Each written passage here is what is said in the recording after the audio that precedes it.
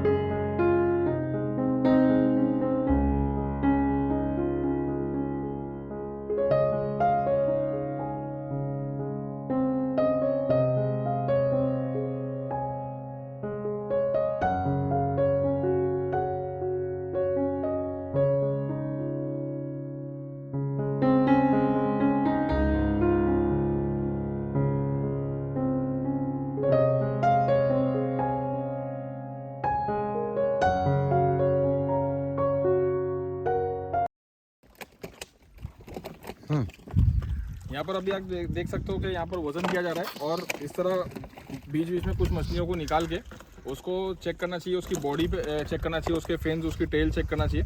यहाँ पर अगर आप देख सकते हो तो इसके फिन्स, टेल्स पे थोड़ा हल्का हल्का निशान है, और यहाँ पर इसके मुंह पे अगर देखोगे तो मुंह पे भी इसका थोड़ा सा हल्का हल्का लाल लाल हो गया है, लेकिन इतना चलेगा, ये ज़्यादा नहीं है। इससे ज़्यादा और प्रॉब्लमेटिक नहीं होना चाहिए। अगर कुछ प्रॉब्लम नज़र आता है तो उसका ट्रीटमेंट जल्दी से जल्दी चालू करना चाहिए। मछलियों की मोर्टेलिटी चालू होने से पहले उसका ट्रीटमेंट कर देना चाहिए। तो यहाँ पर आप देख सकते हो ये जो मछलियाँ हैं, इसका वज़न करके अभी यहाँ से उठा के इस तालाब में डाला जाएगा। ये काफ़ी बड़ी हो गई है। अभी बड़ी होने के बाद में इस तालाब में डाल के उसको यहाँ पर थोड़े दिन रखने के बाद उसको बेच सकते हैं।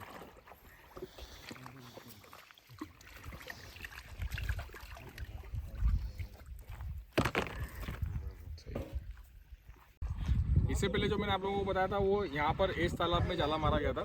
इस तालाब में जाला मार के उसकी मछलियों को सॉर्टिंग करके दूसरे तालाब में डाला गया था। अभी हम लोग यहाँ पर दूसरे तालाब के पास आए हैं।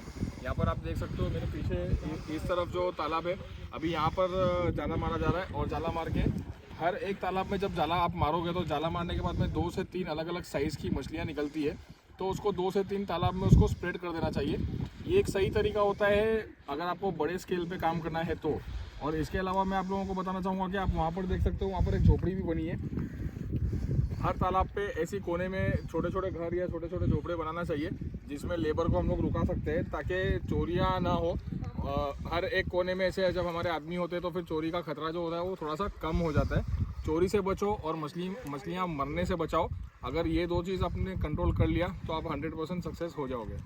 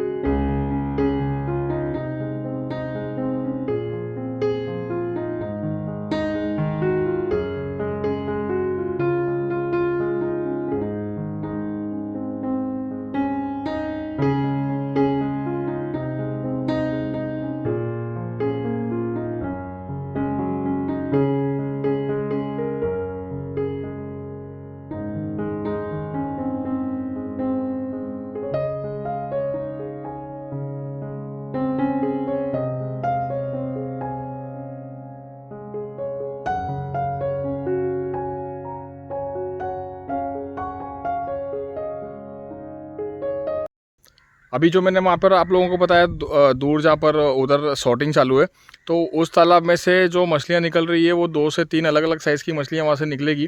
तो जो छोटी मछलियाँ जो निकली है उसको इस तालाब में डाला गया है, और जो बड़ी साइज़ की मछलियाँ हैं ना उसको यहाँ पर इस तालाब में डाला जाएगा।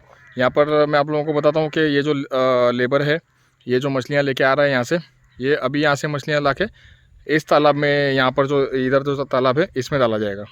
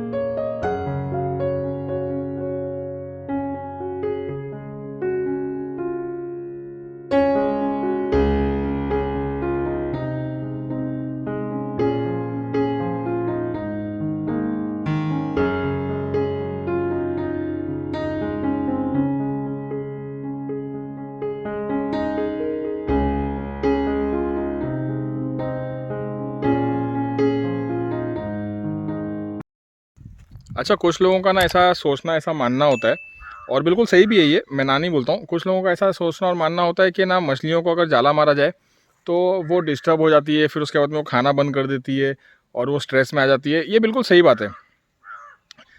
कोई भी मछली हो, अगर आप जाला मारोगे, उसको डिस्टर्ब करोगे तो स्ट्रेस में आएगी, कुछ टाइम के लिए खाना बंद कर देगी, लेकिन हमेशा के लिए बंद नहीं करती। वो 1 या 2 दिन के बाद में खाना खाने लग जाती है।